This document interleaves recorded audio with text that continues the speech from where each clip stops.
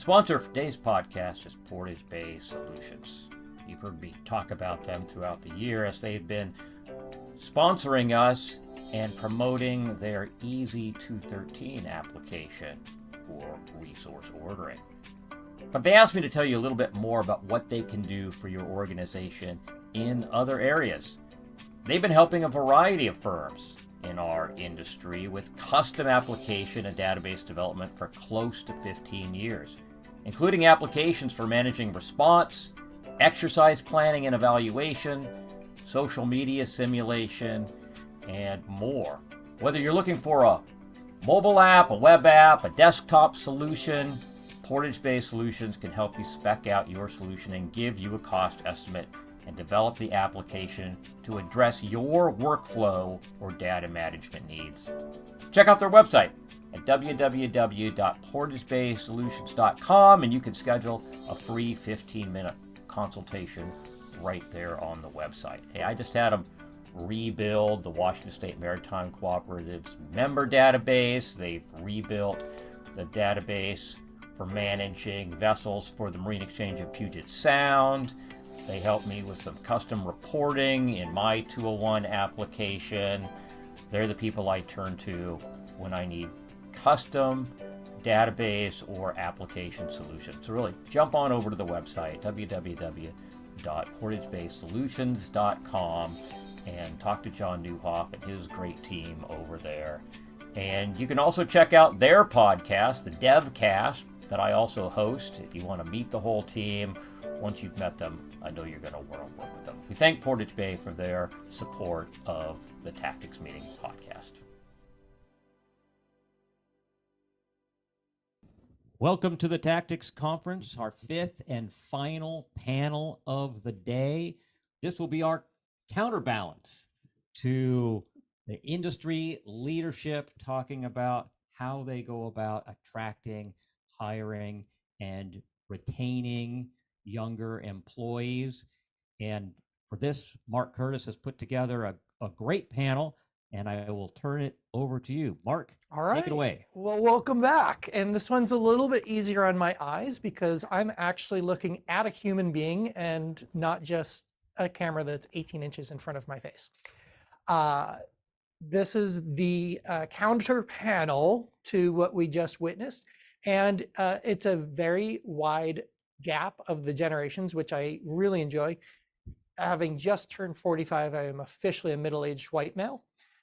So we're going to change that. We're going to meet some people who, A, have just entered the job market, B, rebooted their career and found a new home at a new company, and then even somebody that did the exact same thing and got promoted within a 6-month window. So I'm going to let everybody tell you their experiences, but we'll start with the one in the room. So Sarah, just who are you and what's going on and what's your current situation? Yeah, so I'm Sarah Zeman. I'm with the Marine Exchange of Puget Sound, the official Gen Zer of the room, which it's funny to hear us called Generation Z. We always call it Gen Z. So funny moment for us today. But yeah, I've been with the Marine Exchange for about a year, just a little over a year now. It's been great. I did that straight out of college. I actually did some emergency response contracting while I was still in school. I've done a couple different things, but I'm excited to talk about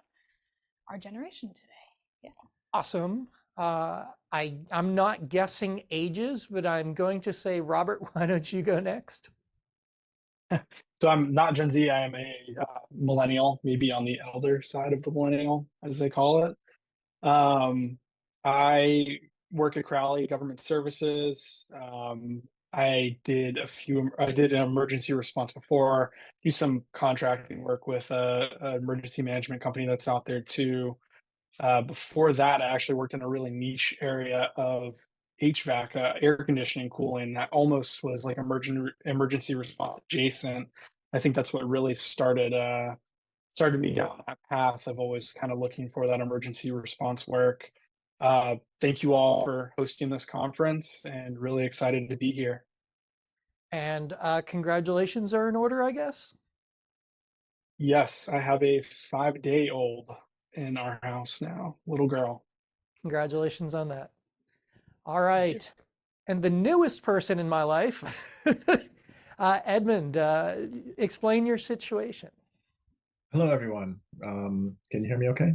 Yes, loud and Okay. clear. I was hired into Crowley 6 months ago. Before that, I had been doing disaster recovery work since 2005. And before that, I was in construction management with a large pharmaceutical company. But anyway, the disaster recovery industry became just a little bit too much for me to handle. It was 90% travel. I was pretty senior in that industry, but I was looking for something close to home. And so I started my job search and was ultimately hired by Crowley, and was recently offered a different position within the company, which was a promotion for me, which I was, happy to have that opportunity as well. So. All right. Well, why don't we talk about that experience, because it's the freshest for you. So you probably can speak to that internal promotion process, how that was, because there was still interviews, because the company did put it out there into the universe. So there were a lot of candidates. So talk about the more human element of it. I'm not sure how much of the last panel you got to hear, but they have their tactics and how they're going to be recruiting and that sort of thing. But how did it come across from a human perspective? Any let me go back one step. How did you find your way to the company in the first place? Because that's kind of the hangover from the last one. And then what was that experience to get the talent acquisition? And then how was that different from the promotion panel? From the let's humanize it a little bit and talk about feelings, I guess is what you're getting at. Yes. The whole process, I had been looking over a year for a different position, and there were plenty of opportunities within the same industry, but they all had the same expectations with 90% travel. And I applied to multiple companies I live in Jacksonville, Florida, within Jacksonville, and just kept getting turned down. Some jobs I thought I was a dead ringer for, and they didn't see the way I did, and I got a lot of rejections over that year. And the hiring process with Crowley, it took a little bit. It took 3 interviews, and my hiring manager, I found out after I started what his time restraints were, because he's like an extraterrestrial when it comes to remembering stuff and managing different projects. He has so much on his plate that after getting into the position, I was able to appreciate that a little bit more. So the actual hiring process was difficult. I saw a job posting online. I had my feelers out in different websites, job resource websites, and I got an email, Crowley's hiring, and I submitted my resume, and it turned out, 6 months later, that I was given the offer. And so it's a long process, frustrating. Feelings have to be checked. Read a lot of stories about other people who just say, just hang in there. The job that you want will come around. You just have to keep trying and don't give up. And so that was the process with Crowley.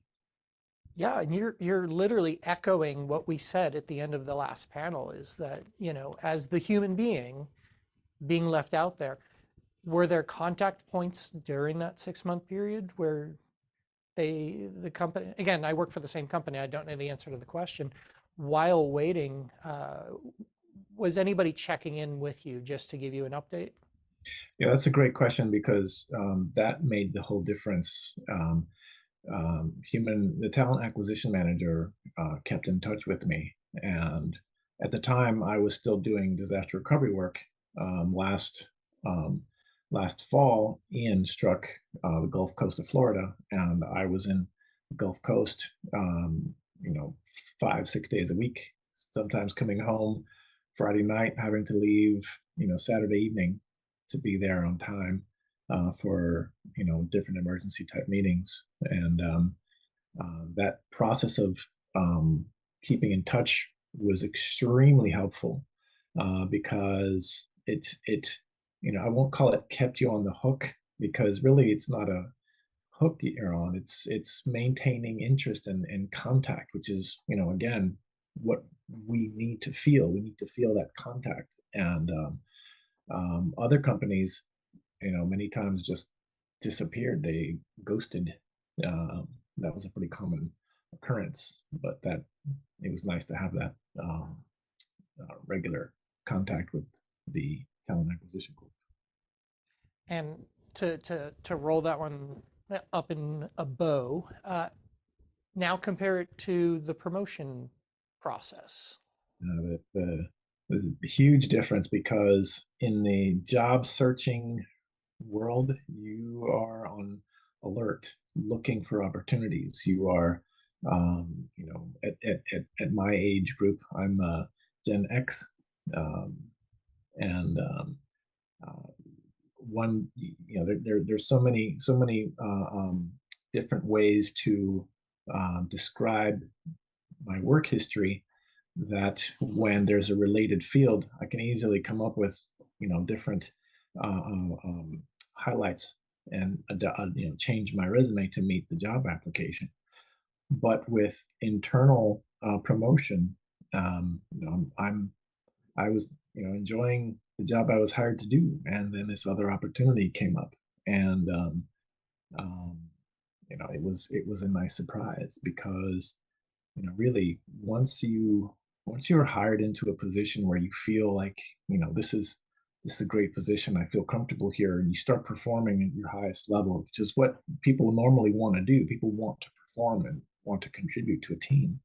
That effort was noticed, and it will be noticed with anyone who puts their best foot forward and has a good attitude, and um, you know just focusing on their job, they'll get noticed.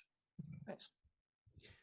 Robert, we're gonna kind of give you a very similar question of how did you find Crowley? You came in as an intern. What was that onboarding experience like? More specifically, what was your first day on the job like? Knowing that I know exactly. So, yeah. So I was working that emergency response January 2021, got an amazing opportunity to go basically away for a year and a half, and worked the response in Fulton County, Georgia. The planning section chief that I became pretty close with, we would have just a lot of conversations. He worked on the LNG plant here in Jacksonville, Florida, with Crowley.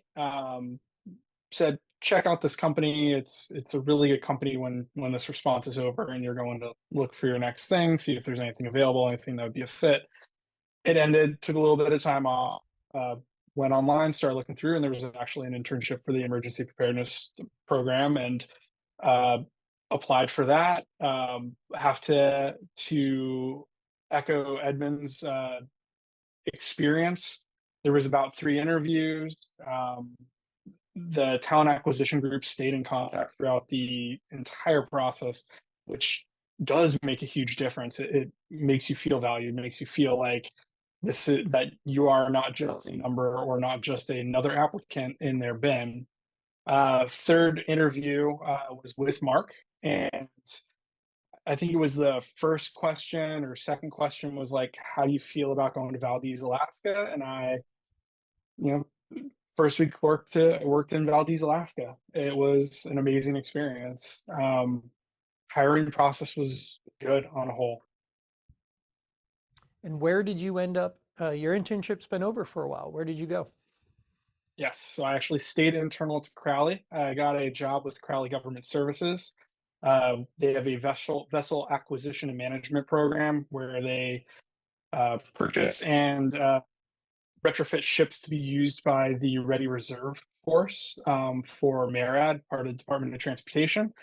So I am assisting them in maintaining the schedule and the project for that program. A little bit outside of emergency response, emergency management, but it is an extremely fun project to be part of. And it was said on a very early panel, it doesn't matter what your real job is, especially in a private business. In the event of a real emergency, you are part of the emergency management team. That was covered in the Women in Power panel. Speaking of Women in Power, Sarah, knowing that your boss was just here on their panel, what about the process when you were getting hired? Just like with these guys, how did that come across with you? How did you find them, and what was the process like?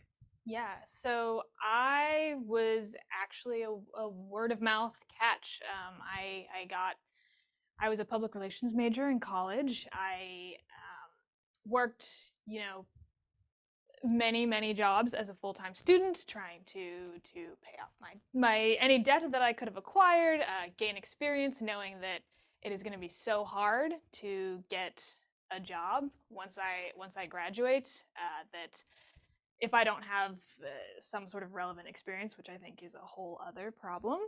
Um, but I got into sort of an emergency response world, hung out with Dan, hung out with Suzanne a lot, which she actually introduced me to sort of comms in emergency response, which was awesome. And then, I heard of an opening at the Marine Exchange. They were looking for someone to sort of fill a gap in their team, as well as maybe contribute new ideas. And so I went through that process, and it was awesome. And I think something we mentioned in the last group was, having management who is really open to, caring about the person and caring about, what you have to say. And that's really important to us as a generation. We want to make a difference, and we have a lot to say. I think Dan said it yesterday, we don't often sugarcoat things. And yeah, having bosses that were open to, answering the multitude of questions that I had, and if they didn't have an answer, being willing to find the answer, and also being willing to help someone along who's coming straight out of college in this world where, there's a financial crisis. We don't think we will ever be able to own houses. Our planet is dying. We have the highest rates of anxiety of all the generations. Being able to come into an environment that understands that and is taking the time to have real discussions with us is just so important. And Patrick actually mentioned that when they were doing the next hire, that you kind of said, well, could you try this instead? Yeah. Are you able to explain what the new this was? I don't want to break any rules. No. So we were looking for sort of, so when I came in, they were looking to fill, some duties that were already performed, but I think that I brought, I had a different education, different experience. I brought new things, I would like to say, to the Marine Exchange. And then we were looking to expand. We wanted someone to come in and hang out with our operations and, start looking at some of our years and years of historical data, and maybe get into the more computer tech coding, data analyst side. And we've never had someone focus just on that. And I said, this is not only something we're looking for, it's something that a lot of other people in the industry are looking for. Maybe we should go someplace that other people aren't looking, where these kind of people are. It's a new job. We want someone who's eager to learn and try new things and has brand new ideas. And I was like, that's the university. So I just started emailing professors at the University of Washington in their coding department. And I said, we have a job opening. This is sort of what we're thinking. Can you share it with your students? That's how I heard about a lot of stuff when I was in college. Not that I necessarily ended up taking it or not, but it offers you just, something to think about. And I was like, these may or may not be people like me who've never even thought about a maritime job. Maybe it even doesn't matter, but are interested in learning and working and trying new things and being a part of a team. And so we pursued that, and it ended up working out really well for us so far. Nice. Yeah.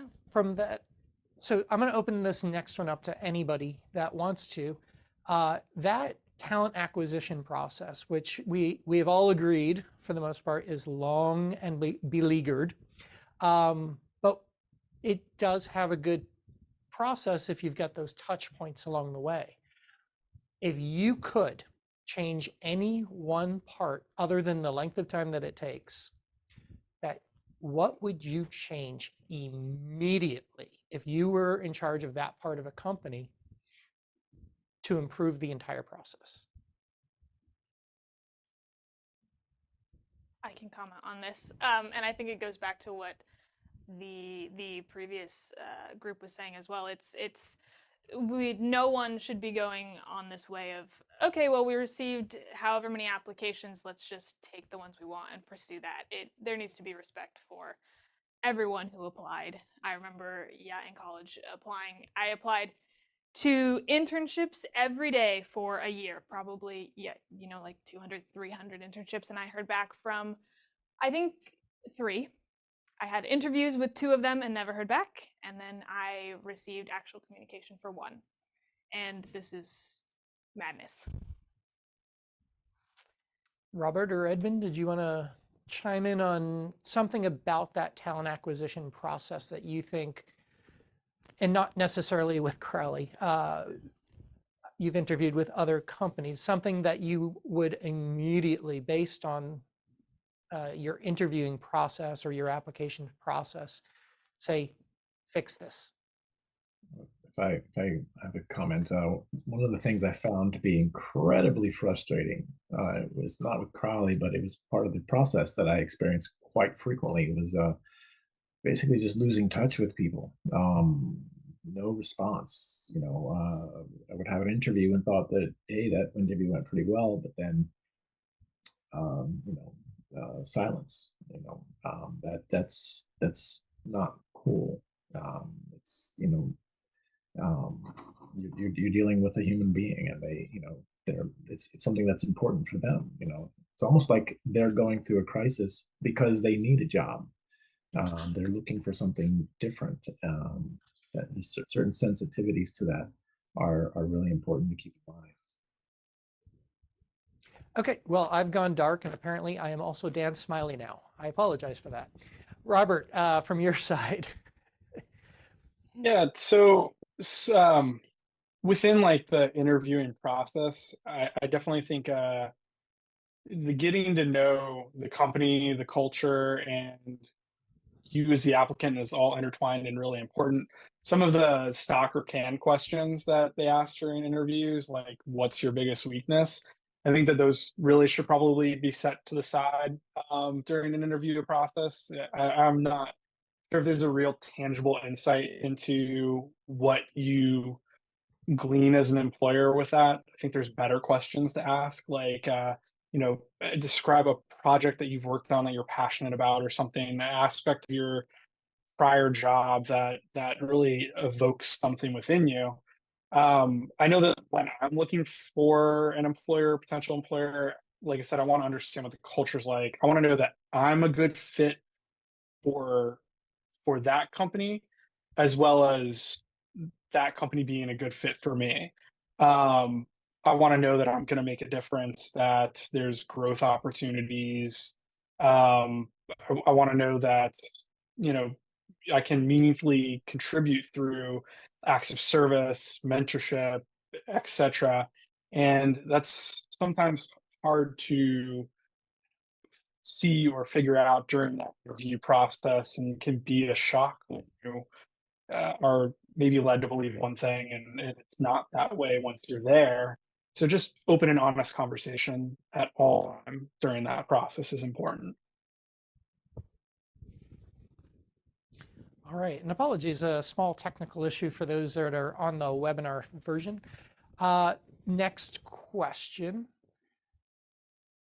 How are people like yourselves actually finding these jobs these days? So Sarah was word of mouth, but then she's swapped out the technique now that she's in it to go and reach back to the university, the college campus process.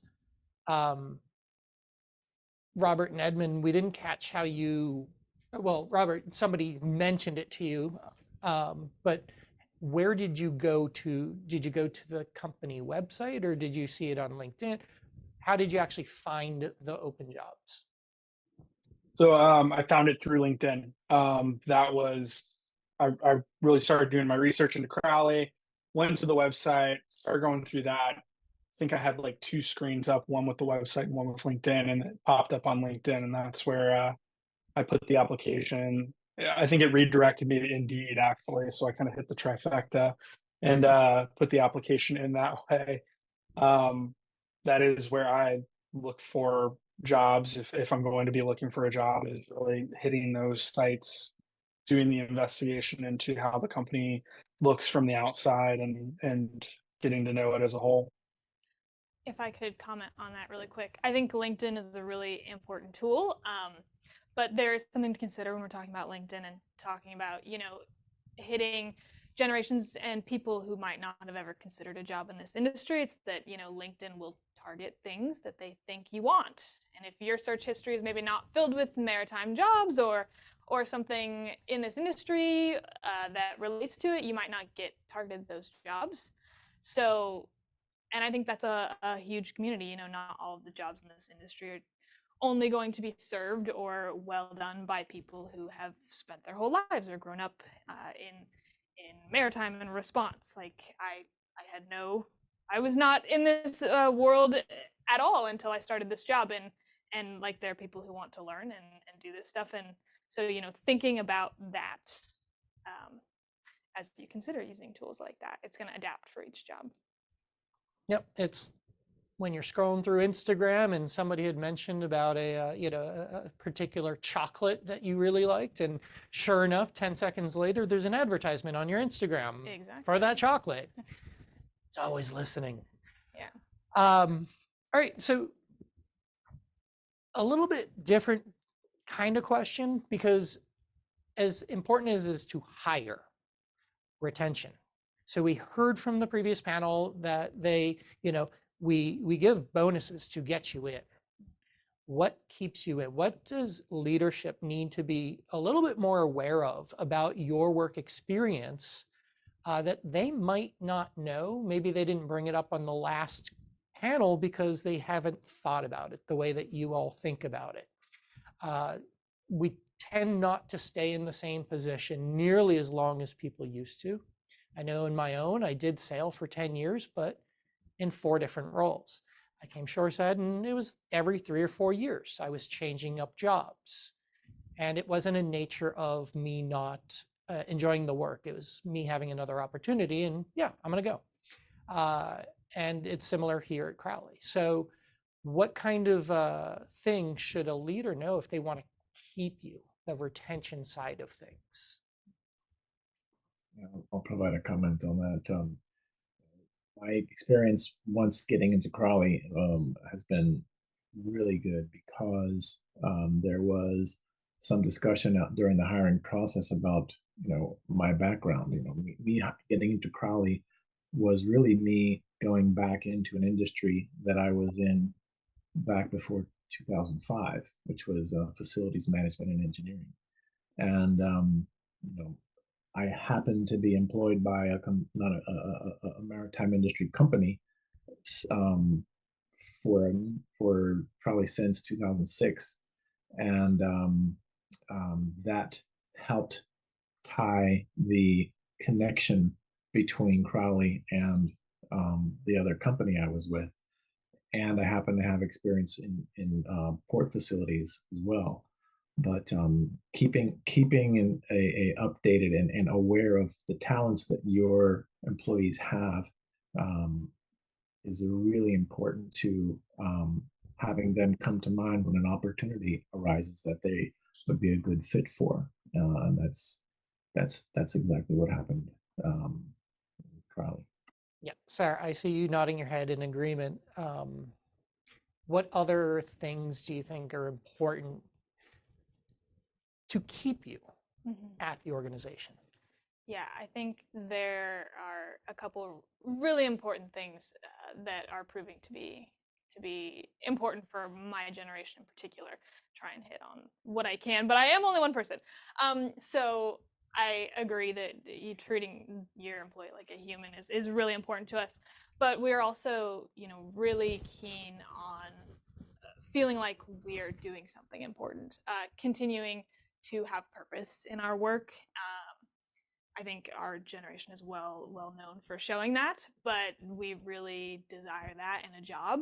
And I think, if you are somewhere and you're not feeling that every day, that would be an instant feeling to want to just look. And we have no problem doing that, just continuing to look at other things. And that's why making sure your job applications are so inclusive is important.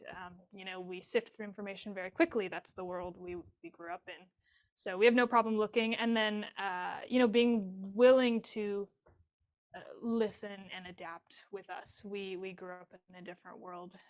Technology relates differently to us in our work. Remote work is totally different, I'm sure, to us than it is to everybody else. We don't see it as remote. We kind of just see it as work.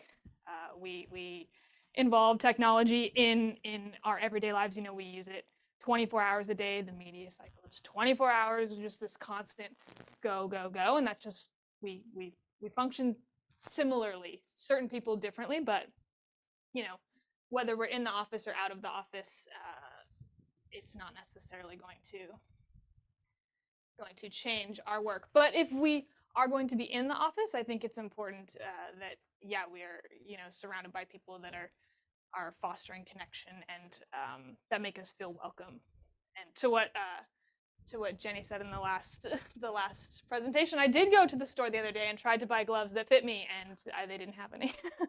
So, things like that, and also working with people who not think similarly to you, but like have similar goals, want to achieve the same things, willing to try new things and do stuff like that. Excellent. Yeah. Robert, what would make you stay? So I don't think I can say it any better than both of them have said it.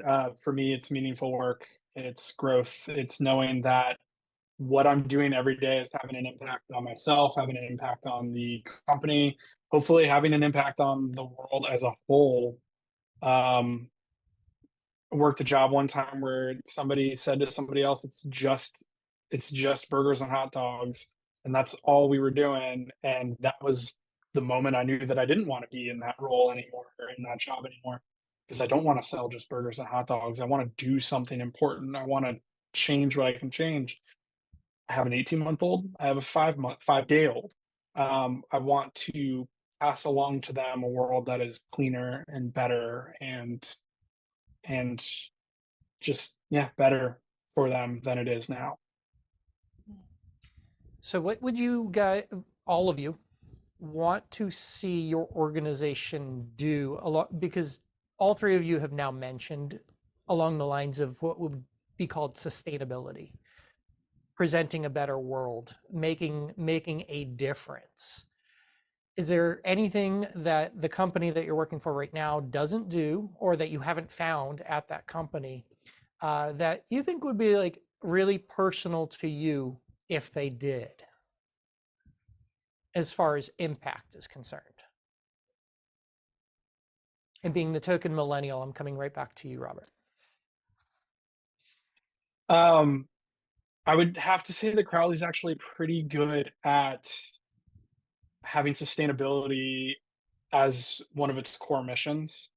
That's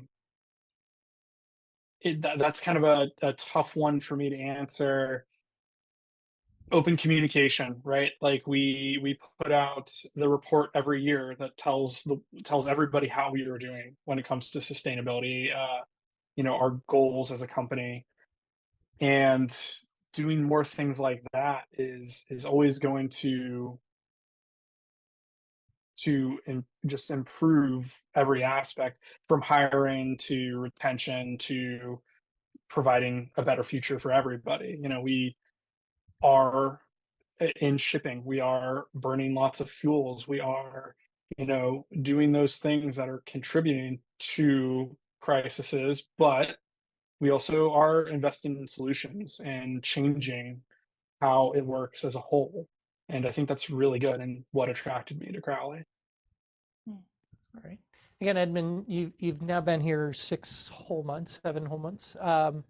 Is there anything that you haven't found at the current organization that you may have had at a previous group, which would make you feel like your impact at the company would be more obvious to you? That's a good question because I felt that very strongly with the other companies I worked for. I wish they would change this. I wish they would change that. But actually, Crowley's outreach to the community was something I was able to take advantage of when Maria hit. I have family in Puerto Rico, and Crowley had free shipping to. I shipped generators and pallets of supplies to my family in Puerto Rico, and Crowley. That was my first direct contact with them. That was in 2017, and so really, I haven't yet found anything that I would want to see changed. I've just seen things that I was just really impressed with. So we've heard a lot about the Marine Exchange today and the very wide scope of work that they have to begin with. It covers a lot of things, including supporting the Washington State Maritime Co-op. For you, the reward, Yes. what is it? Or what can they do which would make it more rewarding for you, I guess is the original question. all right. I am actually really proud of some of the new things that we are in the works and working under someone like Patrick, who is also thinking about these things and has daughters that he's thinking about these things for. We are very much thinking about that at the Marine Exchange, and that is just very fulfilling. But even just maybe the small day-to-day things that we don't always think about, both in the office and in settings like this, could we be printing less things out at the printer? Could we be buying less printers? Could we be using less plastic water bottle? Like, it's all of these little things that could accumulate for someone like this in your office. Can we take our employees out of this office that has horribly filtered air and put them, in somewhere that's more comfortable, or just these tiny things? Yes, we are definitely thinking about like our heart's fulfillment as a whole in these big ideas. And if you've got that, what else can you do? Like, are there little things that you're missing that might be accumulating for your employees? Or even things like this, every little thing is important. And we see that. So, okay. Yeah. I wanted to make sure that we left a lot of time on this one for the audience to participate. So I'll start with here in the room. Now's your opportunity. We have a Gen Zer, we've got a millennial, and we've got Gen X. And I'll throw myself in there too to help answer anything that you want to ask that hasn't already been covered, or go back and recover something that wasn't too clear. All right, the in-person are going to pass on that one. Let me see what's up on the screen. Nope, just the issues with the tech. Okay. All right, I'm going to reverse it on you guys. Are there any questions that you want the people in the room or on the webinar to clarify? Things that you may have heard over the course of the day, other panels, anything that, and I'll bring Captain Smiley back into the mix on this one. Has there been anything that was covered that, there is a generation gap? I know we use a lot of acronyms, so that we are very well aware. But is there something that was brought up today that you wanted to know more about, or, yeah? And I know for people that are on the webinar, it was supposed to be Victoria Lee today. She is in the Florida Panhandle that just got struck by a hurricane and has no power or electricity. so she couldn't be here, and that's why Edmund is here with us. He had 2 whole hours notice to prepare for this. So thank you to Edmund for sure for helping us out. We have questions. Fantastic. All right. All right. Does the qualified individual have complete authority for expense? Oh, we did that one. Yep. For you, what is the value of working in the office, and what about working remote? Who wants to hit that one first? Robert, you have a 5-day-old. Do you want to weigh in on the Yeah. whole work life? Because you also have an office that's not that far away. Yes, and that it actually is kind of becoming more important to me. I think that it offers just such flexibility. It has been really wonderful kind of seeing my son grow up and get to see more of him. And it's going to be the same for my daughter as well, because when I leave work, I don't have a 2-hour commute home like I used to have. I have a open that door and I'm on the other side of it commute, or um, but I do think that there's some dangers to that as well. Communication at some points and times can be a little questionable or iffy on certain teams, or I think that there's a good aspect of collaboration when you're in office. So I think that hybrid work is really the way to go. A little bit of FaceTime and a little bit of, you know, time where you can really get some work done by being remote.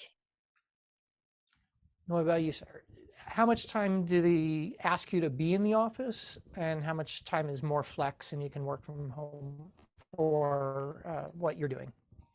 Yeah, it's sort of fluctuating. I feel like as our employees change, but I spend most of my time in the office right now, but have had other jobs that are entirely remote or somewhat remote. I have a partner who works entirely remote, so I get to see what that is like. Um, but I think the benefits, just like what was just talked about, are are even just moments that really improve your life. We live in a society now where you don't have someone who can stay home and do the laundry and prepare your lunch to take to work and do all these things. So being able to, have my break be a productive break in my home where I can leave my desk and put my laundry in the washing machine and then come back and actually feel like I can continue work again, or make myself a proper lunch, or forfeit a commute, um, or even just like take better use of my time after work. That's one of the important things that I think about all the time. Like, okay, yes, this is my work day, but could I be somewhere else after work, that I wouldn't normally be, at my home job? And I do think there are important things that come with in-person work, but the question of how much does your company need that is going to change. Yeah. Yeah, Edmund, did you want to weigh in? Because what she just said rang true with me.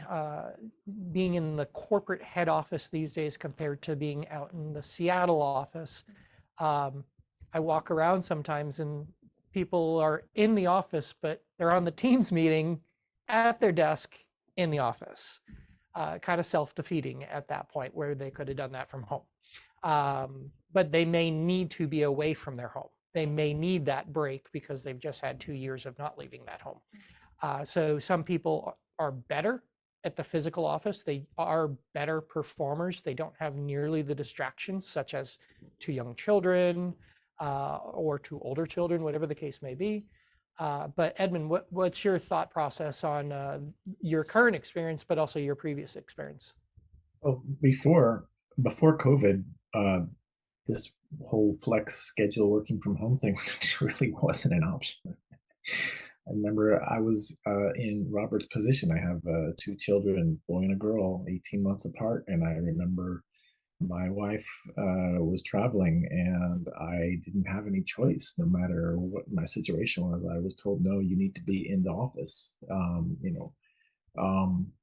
After, during COVID, of course, everyone was forced to work from home. And now I think COVID demonstrated that it's possible to accomplish what needs to be done on a from home because everyone's working on their computers anyway. But I like how things have evolved because, I go into the office most days, um, and that's because I'm able to focus better there. Um, and the days that I need to be home, I can be home without any issue, and that flexibility is extremely important. So I hope that answers your question. Yep.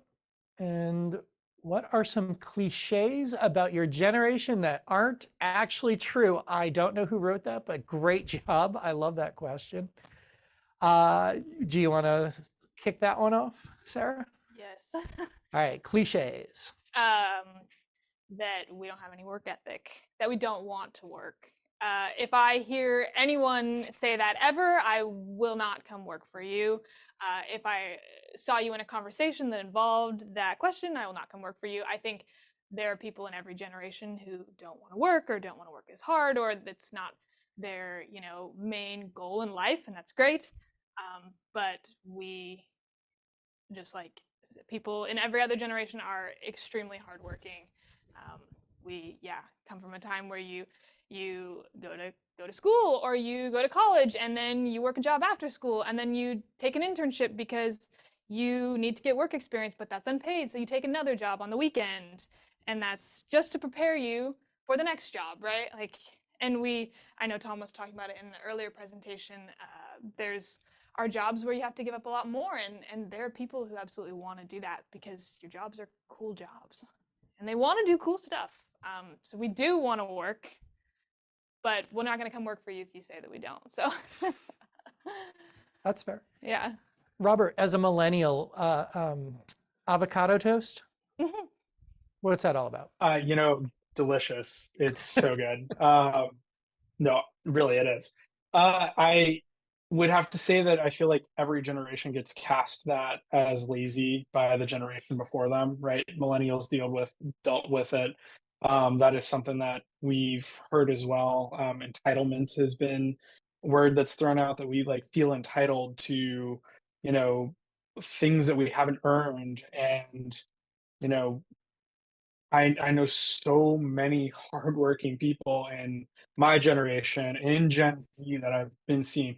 The workload that people have taken on around me that are of the similar age and the same generation is just insane. And to be disparaged in that way from, very for years, it's just it creates toxic work environments. It doesn't break down barriers to get more work done, or new outlooks, or perspectives on work. That every generation is going to have a different perspective, right? I remember what it was like before the computers were in every home, and like I straddled that line right there of, the time before home computers and after. And we all have unique perspectives, and we all want to work hard.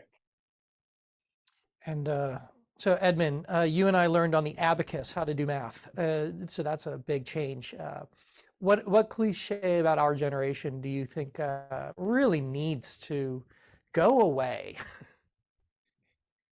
Well, one of the things that I think is really important to notice, or to emphasize, is that we actually did have other places to drink from than the garden hose.